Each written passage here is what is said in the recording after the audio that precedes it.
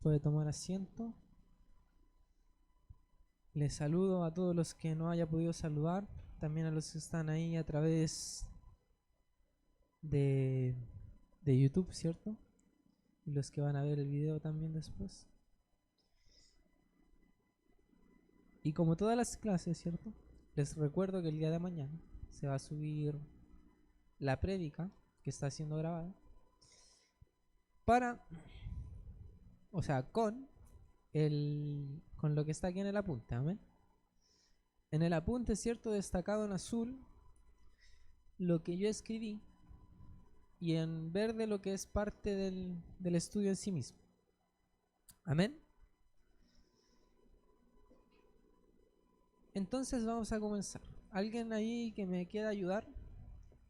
¿Con qué me quiere ayudar, hermano? Muchas gracias. ¿Alguien que me quiera ayudar ahí? ¿Con qué vimos la clase pasada? ¿Qué empezamos a ver? No se peleen, ¿ah? Yo estoy atento.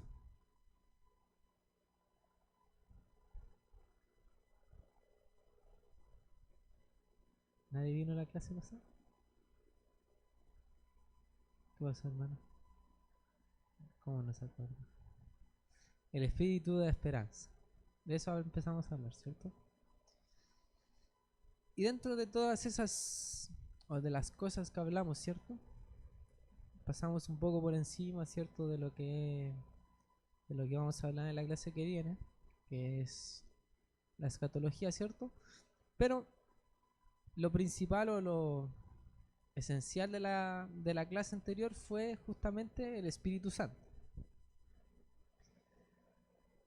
Y de la geografía de cómo fue, ¿cierto?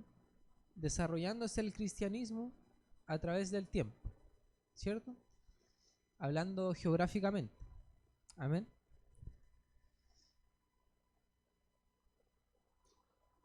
Entonces se destacó la doctrina del Espíritu Santo como una doctrina crucial en un mundo que está evolucionando. Amén.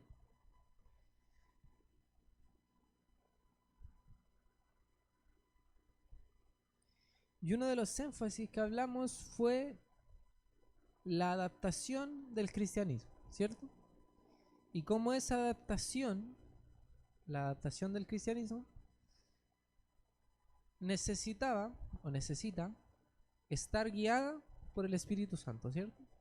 Esa fue una de las cosas más importantes que hablamos, ¿cierto? Y dentro de aquello, ¿cierto? Hablamos también que esto empezó a surgir, o está surgiendo, ¿cierto? Como un movimiento que no es intelectual, amén. No es netamente intelectual, sino que la doctrina del Espíritu Santo ha visto su origen, su principal origen, en el culto, en la adoración que ha tenido la iglesia, ¿cierto?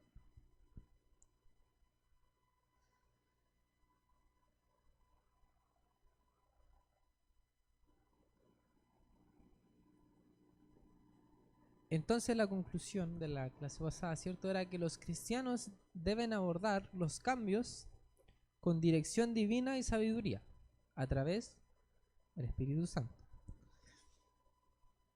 Y el día de hoy vamos a continuar hablando del Espíritu Santo. Amén. Solo de eso vamos a hablar esta clase.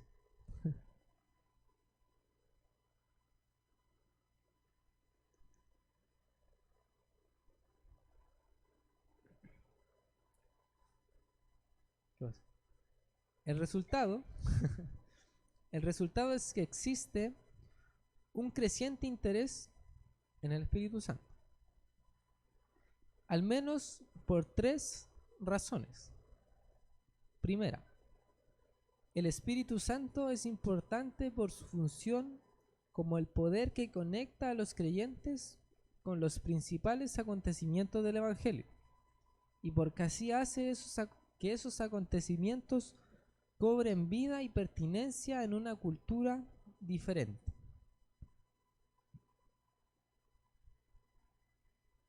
Entonces, el Espíritu Santo es el encargado de conciliar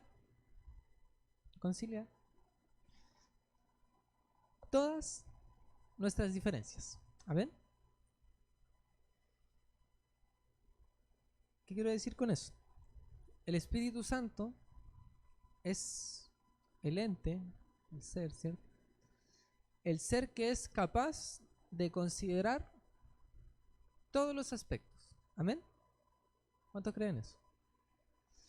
Entonces, como un ser superior, Él es capaz de conciliar distintas formas y culturas. ¿Amén? ¿Amén o no amén? Vine solo. Chulo. Ahora dicen amén. No. Dios es tan grande que puede verse parte de Él en diferentes manifestaciones de cada cultura. Finalmente, lo que Él considera importante es nuestro corazón y cómo vemos y actuamos dada su gracia en nuestras vidas. Ahí hay varias cosas, ¿sí? Pero tenemos que entender esto sin caer en el otro extremo, ¿ven? Porque siempre podemos ir a extremos. Tenemos que entender que Dios es grande. ¿Cuántos están de acuerdo con eso? Entonces, el Espíritu Santo, ¿cierto? Es Dios, ¿cierto? Muy bien. El Espíritu Santo es Dios. Entonces, para que entendamos como esta figura, Dios no tiene límite, ¿cierto? Como Dios no tiene límite, ¿sabe qué pasa con nosotros, con nuestra vida? Que tenemos un pequeño gran problema, que nunca lo vamos a conocer. ¿Y qué quiero decir con eso? ¿Usted puede terminar de conocer algo que no se acaba? No se puede, ¿cierto? De hecho, es tan así que se podría decir, hablando aquí, pensando en números, me fui a números, no sé por qué, que se podría decir que no hay o que es difícil demostrar un número irracional. Para que ustedes sepan que es un número irracional, y si no sabe que es un número irracional, un número irracional es un número que nunca puede terminar de ser dividido, es decir, que tiene infinitos decimales. ¿Y por qué no se puede demostrar? Porque para demostrar eso hay que dividirlo infinitas veces. Y no tenemos infinito tiempo para llegar al infinito número que va a terminar, ¿cierto? Entonces el infinito es un concepto como bien abstracto, ¿amén? Entonces, para que lo entiendan, si no podemos conocer a Dios en su totalidad, ¿amén? No estoy diciendo que no podamos conocer a Dios, algo de Dios. No podemos conocer a Dios en su totalidad. La única forma que tenemos de conocer más a Dios, ¿cómo sería? Piensen.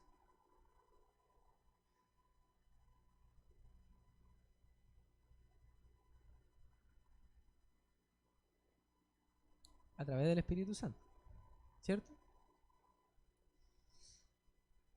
Y en ese a través del Espíritu Santo, para nuestra vida,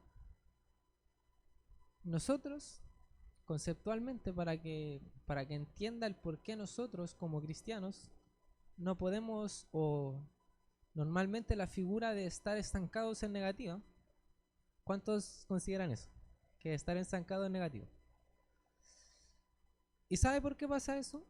Porque si nosotros no nos estamos moviendo, significa que no estamos conociendo. Usted puede conocer un lugar estando aquí encerrado sin internet, porque si tiene internet, pues. Estando aquí encerrado, no se puede, ¿cierto? Entonces, la única forma de que nosotros podamos conocer más a Dios es moviéndonos. Por eso el Espíritu Santo es movimiento. Amén. Eso es uno de los conceptos. Entonces, por lo cual, el Espíritu Santo también es el que conecta a la iglesia, aquella iglesia invisible. Amén. ¿Por qué? Porque todos podemos tener formas de ver a Dios, de adorar a Dios. Pero eso no hace que sean menos válidas, ¿cierto? Es lo que se conoce como la multiforme gracia de Dios. Amén.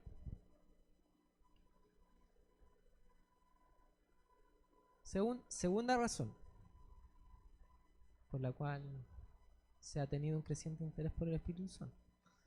Porque también es el Espíritu quien inspira y guía a los cristianos en diferentes culturas para apropiarse del Evangelio dentro del contexto de sus propias tradiciones y para poder reclamar que estas no son meras innovaciones que se han introducido a la vida de la iglesia, sino más bien son resultado de la obra de Dios dentro de la comunidad de creyentes.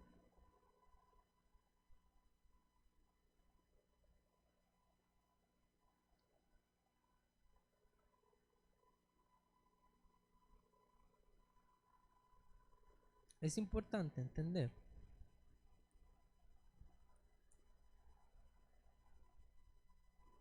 que nosotros como cristianos no debemos innovar porque sí. Amén. Sino que aquel motor, aquella guía, ¿cierto? Decimos guía, pero el motor también, porque una guía es cómo ir, ¿cierto?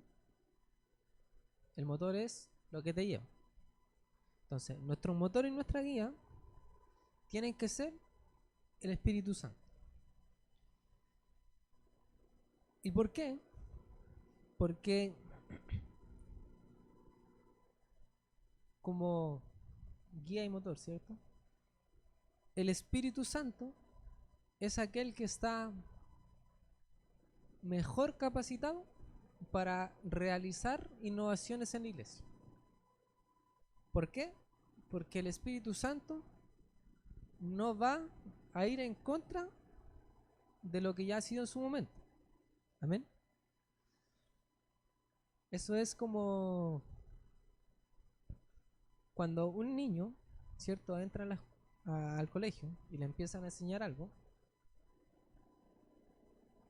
Al niño no le van a enseñar todo. ¿Qué quiero decir con eso? Probablemente al niño le enseñen algo que está mal, técnicamente. ¿Sabe por qué? Porque lo que está mal técnicamente es aquello que es más simple, es aquello que es entendible para alguien que no tiene un bagaje en la materia. Entonces, aquello que está mal es algo que está aproximado a lo que es la materia real. Sin embargo, después cuando va avanzando en los cursos, ¿cierto? Y ya llega después a la universidad, el niño, bueno, ya no es niño, el joven, ¿cierto? Adolescente joven, le enseñan lo mismo, pero se lo enseñan de una manera más completa. Y en esa enseñanza de una manera más completa, él se da cuenta que lo que le habían enseñado era mentira. Y eso pasa, no crea que le estoy inventando aquí que algo que me saqué así como de la cabeza. Es algo que pasa, porque nuestra mente no estaría capacitada de entenderlo todo de un golpe. ¿Se entiende? Entonces se hacen simplificaciones que están dirigidas a entender algo. Amén. Que tampoco lo invalida, por cierto.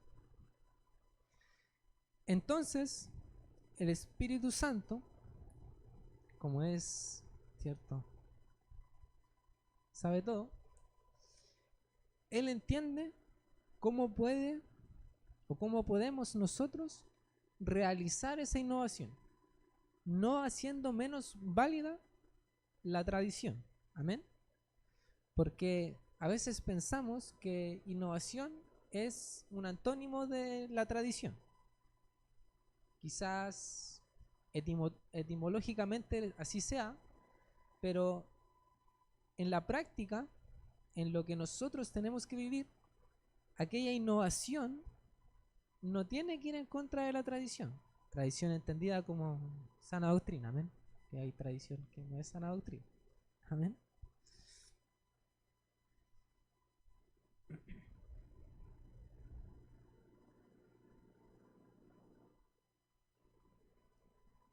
Entonces aquello es o vendría siendo lo que nosotros conocemos como revelación progresiva, amén. Eso sería para que lo entiendan. La tercera razón es en una iglesia que está por todo el mundo y que cada día parece más diversa por su misma encarnación en las diferentes culturas, el espíritu es el vínculo de amor que hace posible la unidad.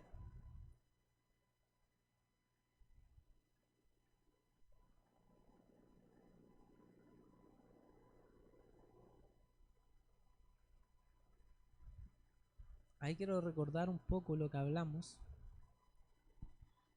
cuando hablamos de la iglesia visible e invisible. Y es que nosotros no tenemos la capacidad o la facultad de decir tajantemente, de una manera así precisa, bien precisa, qué es aquello que determina cuál es la iglesia invisible. ¿Qué quiero decir con esto? Nosotros entendemos que hay una iglesia visible, ¿cierto? Que es la iglesia, toda la iglesia, de denominaciones, de muchas denominaciones. Aquella iglesia, ¿cierto? No se van a salvar todos. Lo declara la Biblia. No estoy diciendo yo aquí porque quiero decir o porque no quiero que se salve la gente. No se van a salvar todos. Pero está la iglesia invisible. Que la iglesia invisible es aquella iglesia escogida que es la que se va a salvar, ¿cierto? Que forma parte de la iglesia visible. Amén. ¿Y por qué quiero ir ahí? Porque en su tiempo las personas, el clero, ¿cierto? No podía explicar cómo la iglesia era la iglesia santa, la iglesia inmaculada, la iglesia que era la novia de Jesús, y al mismo tiempo dentro de la iglesia habían personas que estaban pecando, ¿cierto? Como aquella composición de almas pecadoras formaban una iglesia o un ente mayor que era santo. Esa fue una de las cosas que hablamos en esa doctrina, ¿cierto? Y ciertamente nosotros no podemos determinarlo tajantemente, porque podemos ver que hay diferencias en la iglesia, tanto en la iglesia como denominación, como en la iglesia dentro de la misma iglesia. Podemos ver que hay personas y hay personas. Amén. Eso ya es otro asunto, pero podemos verlo físicamente, ¿cierto?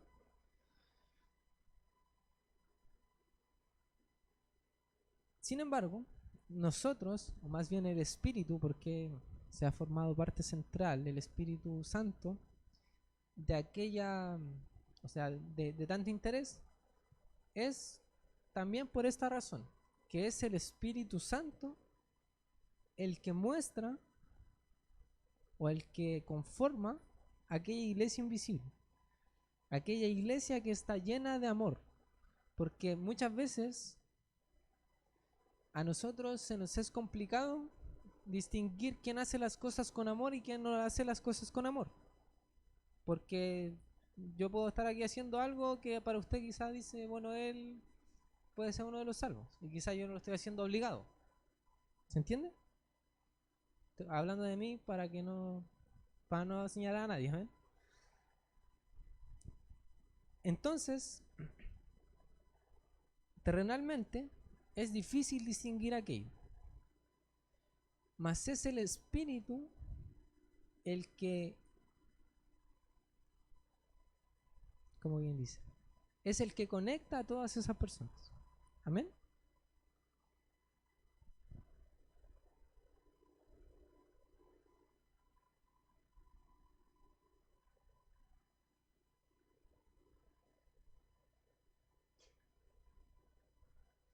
Dadas estas circunstancias, no ha de sorprendernos que la doctrina del Espíritu Santo se haya convertido en uno de los principales temas de discusión entre los teólogos y líderes eclesiásticos alrededor del mundo.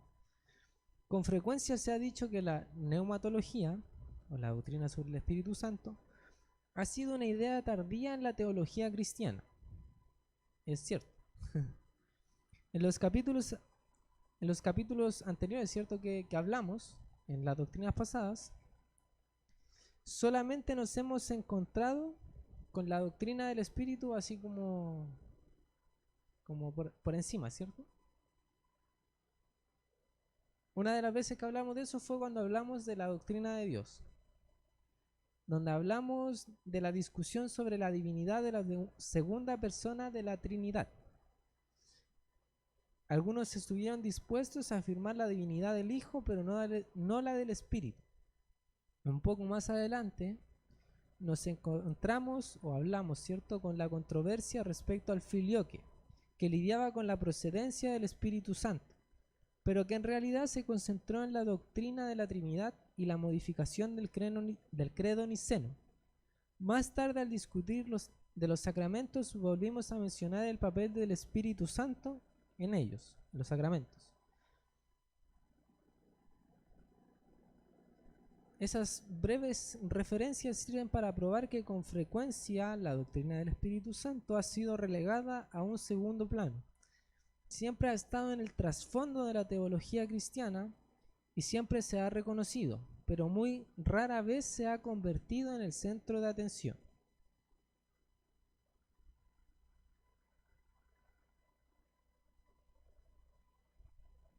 Entonces, ¿entendía eso, cierto?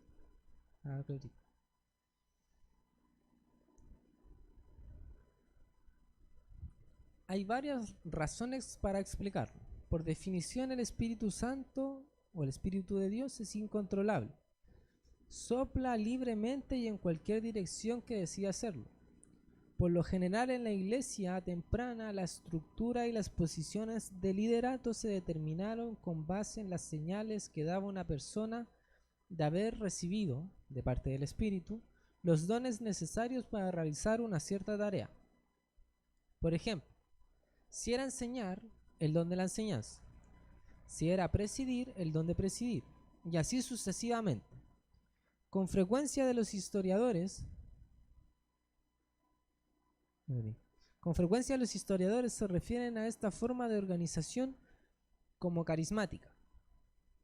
Es decir, los dones del espíritu eran quien determinaba el oficio, función y autoridad de una persona. Antiguos documentos cristianos cuentan de predicadores que andaban de un lugar a otro sin ninguna otra cosa que los identificara sino sus propios dones.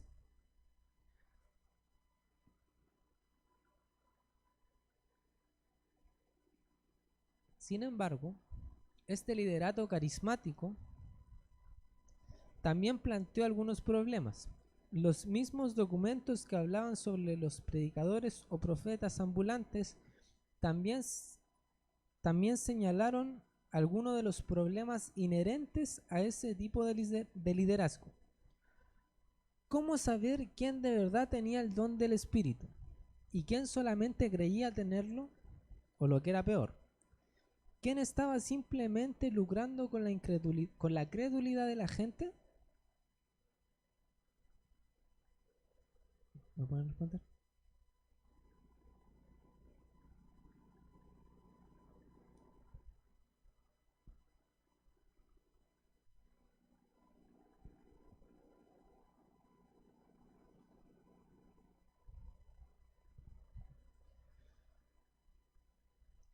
Uno de los documentos de principios del segundo siglo, llamado la Didache, trató de establecer ciertos lineamientos para determinar quién era el profeta verdadero o quién el falso.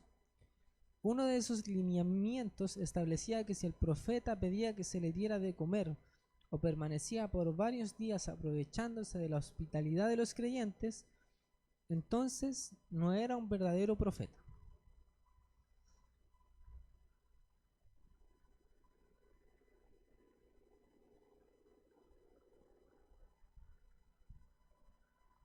Lamentablemente,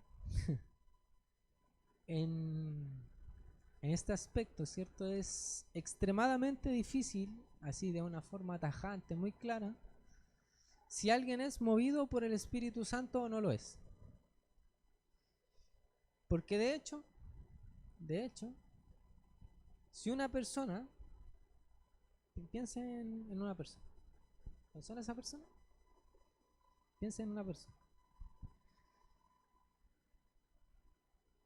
Si una persona es inspirada por el Espíritu, ¿está bien? Ya, pensó en alguien inspirado por el Espíritu. Está bien. Ahora esa persona le incluye algo a esa revelación o a esa inspiración. ¿Qué pasa?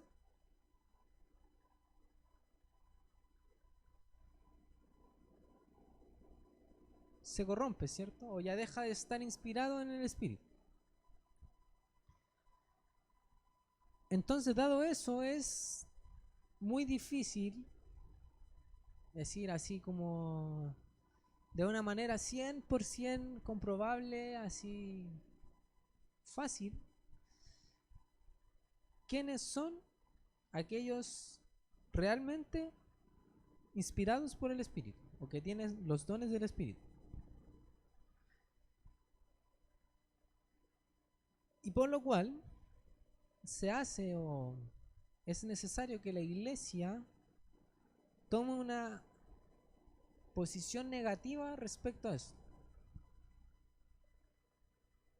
para evitar el abuso de las personas.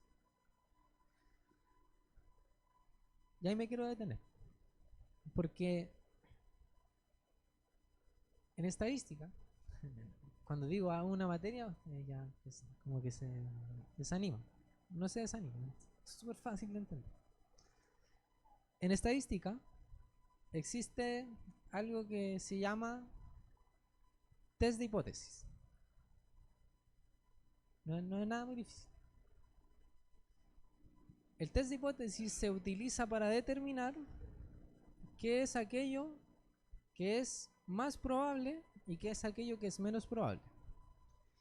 En verdad se usa para determinar si algo es correcto o incorrecto. Pero dejémoslo de ser más probable o menos probable. Porque en estadística, la probabilidad siempre mantiene un error. Un error estadístico. Y en los errores estadísticos hay dos tipos de errores estadísticos. ¿Qué quiero decir con esto? Por ejemplo, un test de hipótesis sería si usted va a la calle, ¿cierto? Y va a tomar la micro. La micro tiene una probabilidad de llegar en 5 minutos. Entonces su test de hipótesis es la micro va a llegar en 5 minutos. ¿Está bien? Si dentro de todos sus parámetros, ¿cierto? Y ahí no quiero entrar en eso, pero si dentro de todos sus cálculos, su probabilidad de que la micro llegue en 5 minutos es un mayor al 95%, entonces la micro va a llegar en 5 minutos, para que se entienda. Sin embargo, hay una probabilidad, o el error, que se conoce, hay dos tipos de errores, que es el error de tipo 1 y el error de tipo 2. Imagínense, son súper creativos, creativísimos. No me acuerdo cuál es cuál, pero sé que hay dos. Ya, imaginemos que el error de tipo 1 es este. Sé cuáles son, pero no sé cuál es el número de cada cual. Para que lo entienda, el error de tipo 1 es pensar. Voy a cambiar el ejemplo mejor porque si no se va a confundir. Cambiemos el ejemplo. Ahora, en vez de que la micro va a llegar en 5 minutos, su test de hipótesis va a decir que alguien es culpable de un delito o no. Eso es más fácil. A ver. Entonces, alguien es culpable. Ya, 95% de probabilidades de que esta persona sea un delincuente, un asesino. Su probabilidad de error o su error de tipo 1 sería que usted pusiera en la cárcel a alguien que es inocente. Es decir que algo es falso cuando es verdadero. No, al revés. Decir que algo es verdadero cuando algo es falso, ¿cierto? Porque es culpable, ¿cierto? Usted está diciendo que es culpable, pero en verdad es inocente. El error de tipo 2 sería lo contrario. Decir que alguien que es inocente o declarar a alguien inocente cuando es culpable. Lamentablemente en estadística no se pueden disminuir los dos errores al mismo tiempo.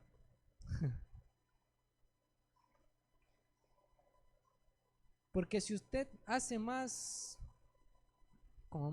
riguroso su test, significa que está teniendo más posibilidades de declarar a alguien inocente o culpable. Y si usted está haciendo menos riguroso su test, está aumentando el otro tipo de error, que es declarar a alguien inocente cuando es culpable. ¿Se entiende? Entonces, ¿por qué estamos hablando de esto? Cuando nosotros hablamos de que alguien es movido o no por el Espíritu Santo, podemos caer en ese error, ¿cierto? Podemos caer en el error de decir que alguien es un ministro de Dios cuando en verdad está diciendo algo que está contrario a la Biblia, para que se entienda.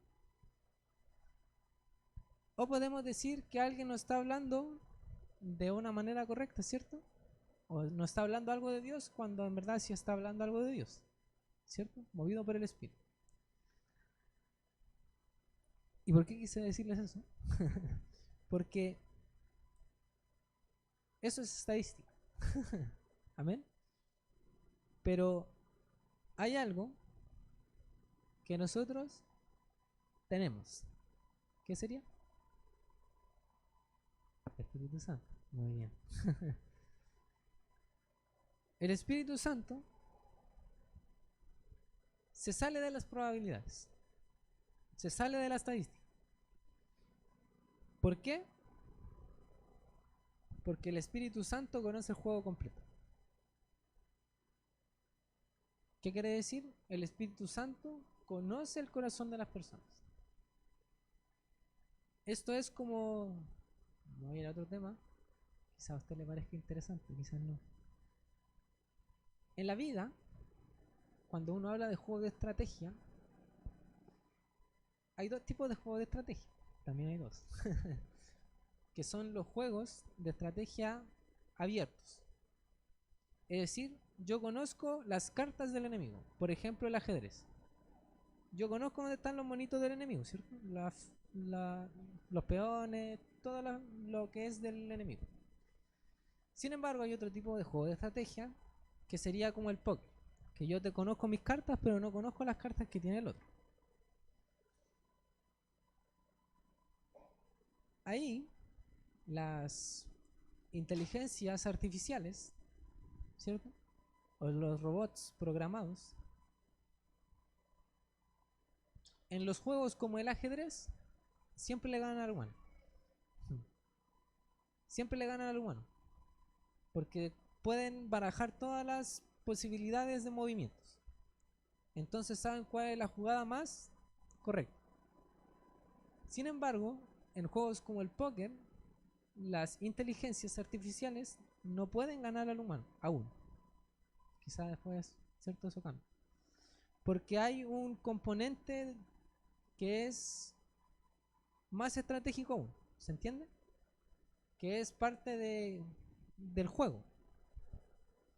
De mostrar cartas, no mostrar lo que tú tengas, pero eso es otra cosa.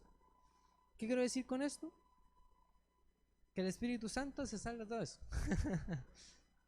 Porque para el Espíritu Santo ya conoce las cartas de todo el mundo. ¿Se entiende? El Espíritu Santo conoce las cartas en el ajedrez y conoce las cartas en el póker. Porque puede ver las cartas del otro. Es un poco de trampas. Pero es así. Es por eso que el Espíritu Santo es algo tan importante, o tiene que ser tan importante para nosotros.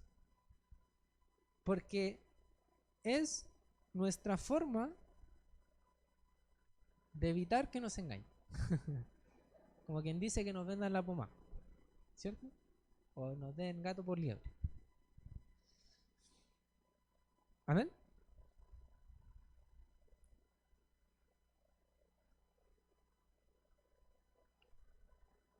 Durante el segundo y tercer siglo, y particularmente debido a la necesidad de combatir las doctrinas falsas, esas dificultades se hicieron cada vez más serias. Ya no era sabio considerar ni recibir a cualquier profeta ambulante como alguien con autoridad. Esto planteó una urgente pregunta. ¿Quién entonces era exponente autorizado del cristianismo y quién solamente enseñaba doctrina falsa? Lo que resultó de todo esto fue que se comenzó a abandonar el liderato carismático y se fue hacia un sistema más institucional de gobierno y validación del liderato. El énfasis sobre la sucesión apostólica, que ya hablamos, fue uno de los medios que se empleó para asegurarse de que cualquier persona que dijera ser líder cristiano en realidad tuviera la autorización del resto de la iglesia. La práctica de que los obispos cercanos examinaran la teología de un obispo recién electo también tuvo el mismo propósito. Tanto los obispos como otros líderes de la iglesia eran elegidos por sus congregaciones, quienes debían tener una idea bastante clara de cuáles eran sus dones. Aún así, su elección tenía que ser ratificada por otros obispos. De esta manera se esperaba encontrar un equilibrio entre lo carismático y lo institucional. ¿Qué pasa?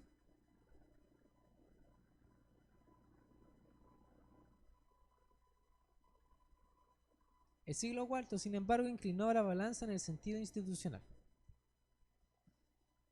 Una vez que el imperio se hizo cristiano, cada vez más se tendió a pensar que los obispos y otros líderes recibían la autoridad por su cargo, y no tanto por los dones que el Espíritu les daba para realizar esa tarea. Una iglesia más institucionalizada se ajustaba mejor a la nueva situación y era mucho más manejable para las autoridades civiles. Así fue como comenzó un largo proceso donde la autoridad de los obispos llegó a depender exclusivamente de la ordenación, a grado tal que la ordenación se convirtió en un sacramento. Este liderato institucional tuvo poco interés en regresar al equilibrio anterior que permitía que hubiera otro tipo de liderato basado en los dones del Espíritu, más que en el cargo. Aunque siempre hubo creyentes que fueron muy respetados por su sabiduría y santidad. Dado que enfatizar la libertad del espíritu fácilmente podría minar el poder y autoridad del liderato institucional establecido. El resultado fue que las discusiones sobre el espíritu tendieron a limitarse a cuestiones como la manera en que el espíritu actuaba en los sacramentos o en la inspiración de las escrituras. Por lo tanto, el descuido de la doctrina del espíritu no fue producto de la mera casualidad. Más bien fue el resultado del temor de las consecuencias que podían acarrear si se enfatizaba esa doctrina.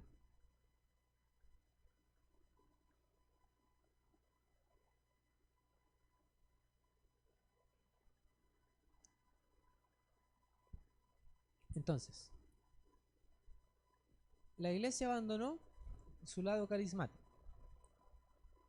y empezó a regirse por la institucionalidad. En ese sentido, debemos entender que como la iglesia empezó a tener más autoridad, ¿cierto?, en el imperio, la iglesia necesitaba mantener el poder, literalmente. Es decir, la iglesia podía enfocar los temas teológicos, porque eran ellos quienes hablaban los temas teológicos. Es como que alguien quisiera traer un tema a la mesa y, como por ejemplo un niño, ¿cierto?, que quiere traer un tema a la mesa y los adultos no están interesados en ese tema, ¿cierto?, en un juego quizás. Entonces le dicen y lo ignoran, ¿cierto? Y se pueden hablar de otras cosas. Entonces la iglesia, para que entiendan, la iglesia era la que dictaba qué temas se trataban en la iglesia, qué doctrinas se trataban en la iglesia. ¿Amén? Sin embargo, ¿cuándo cambió eso? ¿Ah? Wesley, ahí cerca. Te faltaron años para atrás. Es por el día de hoy, a ver quién la adivina. La reforma. Ya, pero para que se entienda. En la reforma, no es que vino la reforma, porque como lo hablamos, cuando vino la reforma fue de una manera como quien dice no deseada. ¿Por qué? Porque Lutero no quería hacer la reforma. Amén. Sin embargo, como la iglesia general estaba disconforme o veía que en la iglesia, más bien que en el clero, se estaban haciendo mal las cosas, la iglesia en general, movida en general, no querían mantener esas formas o esa institucionalidad. No porque querían hacer las cosas mal o querían ir en contra de la tradición. Por el contrario, querían mantener aquella tradición que ellos consideraban que era la correcta, que es la escritura, ¿cierto? Y ciertamente, en la reforma no hubo, como decía ahí Gerson, no hubo algo puramente carismático, para que se entienda. No se movió el Espíritu Santo en dones y llegaron todos y hablaban en lenguas y hubo una transformación gigante, sino que fue una reforma más institucionalizada, justamente, y que era por la salvación, justamente, que ese era el tema, el eje central o fue el eje central de la reforma, por todo el tema de las indulgencias, ¿cierto?, que ya lo hablamos también.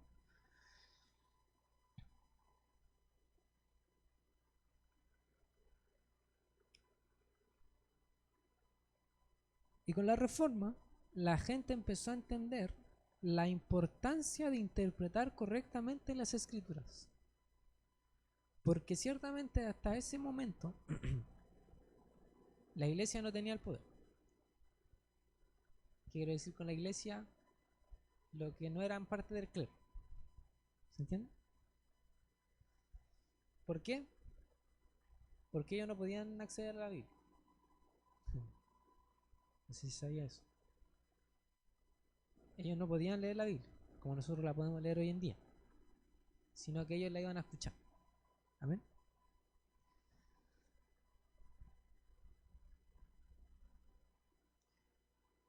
De hecho, una de las cosas más importantes que vino con la reforma fueron justamente la imprenta, ¿cierto? La impresión de las Biblias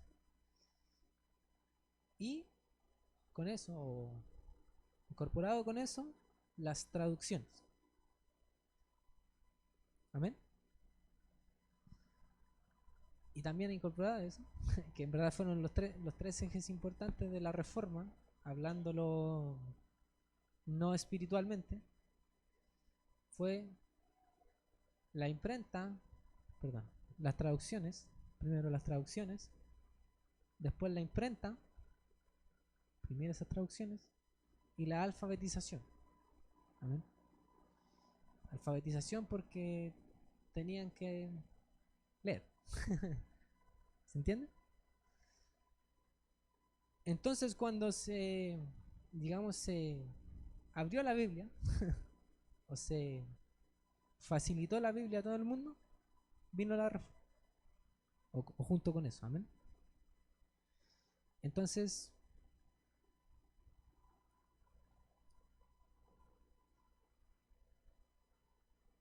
70 años después de la primera imprenta, llegó la reforma. Amén. La situación es muy distinta hoy en día. La doctrina del espíritu se está discutiendo en muchos lugares distintos y en diferentes contextos teológicos. Sin embargo, es importante señalar que esa discusión no solamente se debe a la necesidad lógica de presentar un cuadro más completo de la Trinidad, o para corregir lo que se omitió en el pasado. Más bien es que este es un tema relevante en nuestro tiempo. Con mucha frecuencia los nuevos movimientos afirman que si están desafiando el orden y liderazgo o estilo de adoración establecido de la Iglesia es porque el Espíritu los mueve a hacerlo. Las autoridades establecidas responden negando y ridiculizando las afirmaciones de sus retadores, donde se debía dialogar y compartir experiencias y descubrimientos, solamente existe resentimiento y recriminación. Por eso y con toda probabilidad la doctrina del espíritu será uno de los temas principales de la teología que se tratará durante el siglo XXI. ¿Cuál es este siglo? El XXI, muy bien. De hecho, creo que de hecho, probablemente se debatirá casi con tanto celo como se discutió el pelagianismo en el siglo V o la autoridad de la tradición en el XVI. ¿En el XVI? Muy bien, con la reforma.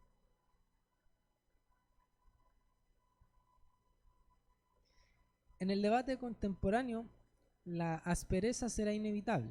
Aún así, y conforme avance el siglo XXI, nos conviene recordar que los debates del pasado se resolvieron con el tiempo y que esto fue resultado de la obra de aquel, como diría Agustín, quien es el vínculo de amor entre el Padre y el Hijo, y por lo tanto también es el vínculo de la unidad entre los cristianos. De hecho, al repasar la historia que hemos visto, ¿cierto? Como toda la historia que hemos hablado, de todas las doctrinas, hemos estado mirando la obra del Espíritu, que muchas veces, a pesar de nosotros mismos, ha guiado a los cristianos a toda verdad. Muchas veces nosotros pensamos que, ¿cierto? Como se ha hecho algunas veces la pregunta acá, pensamos que aquellas discusiones doctrinales eran meramente discusiones intelectuales, como entre un grupo cerrado de personas. Pero más bien debemos entender que es el Espíritu Santo el que ha guiado esas discusiones. Porque si no hubiese Espíritu o el Espíritu Santo, yo creo que literalmente ya no hubiese cristianismo. Hubiese cualquier cosa. ¿Se entiende? A pesar de cierto de todas las manipulaciones que pudo haber en el pasado, pero a pesar de eso, el Espíritu Santo siempre ha estado en el trasfondo de toda la historia. Amén.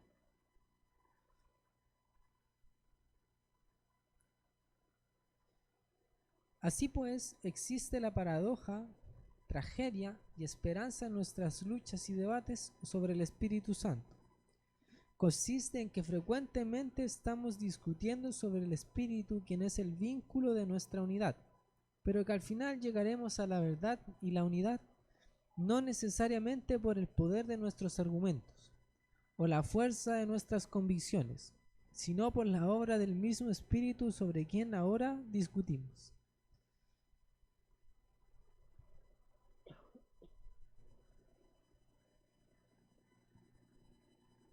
Entonces, la paradoja es que estamos hablando del Espíritu Santo y en verdad es el Espíritu Santo el que nos va a decir, aunque nosotros pongamos los argumentos que pongamos, ¿cierto? Sin embargo, no sería sensato decir que entonces de nada valen nuestros argumentos. No te estoy diciendo que nuestros argumentos valgan de algo, estoy diciendo, para que lo entiendan. Estoy diciendo, así mismo, como lo hablamos hace un momento atrás, ¿cierto? Donde aquel niño que crecía, ¿cierto? Y le decían algo en una materia y después venía al año siguiente y le decían otra cosa de lo mismo. Es el Espíritu el que nos guía a la verdad y nos dice lo correcto, ¿cierto? Sin embargo, no podemos llegar allá de un momento para otro, sino que tenemos que ir de una manera progresiva, porque si no, no entenderíamos nada. Eso es como cuando a alguien le dicen el final de algo, de una película o de un libro. Como que ya no, como que ya pierde mucho el sentido, ¿cierto? Quizás para algunas personas no, pero para la gran mayoría de las personas como que pierde el sentido el seguir viendo la película o el seguir leyendo el libro. Algunos empiezan por atrás, pero eso es otra cosa. Entonces, si nosotros supiéramos el final, o supiéramos, ¿cierto?, el argumento indestructible,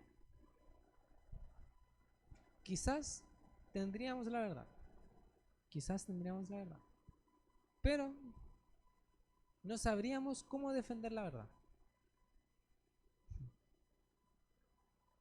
Si nosotros no discutiéramos respecto a la doctrina del Espíritu Santo y el Espíritu Santo viniera y nos revelara la verdad. Oye, esto es la verdad.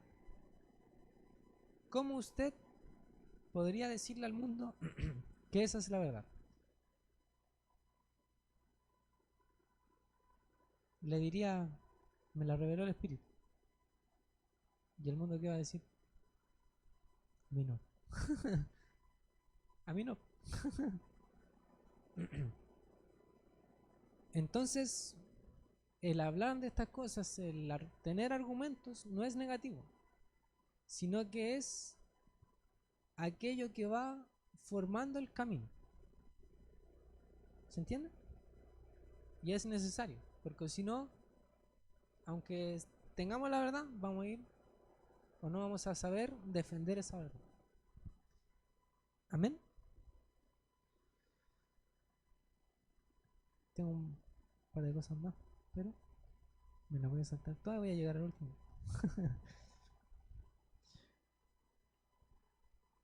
Por último, pero de suma importancia, debemos recordar que el Espíritu es un espíritu de esperanza. El Espíritu es las arras de nuestra herencia, la garantía, ¿cierto? En medio de nuestros actuales desacuerdos, es muy fácil olvidar que el futuro no está en nuestras manos, sino en las de Dios. Por ello debemos estar agradecidos porque nosotros sabemos de lo que somos capaces, y es mejor confiar en aquello de lo que Dios es capaz. Amén. ¿Hay alguna pregunta? ¿Duda? ¿Consulta?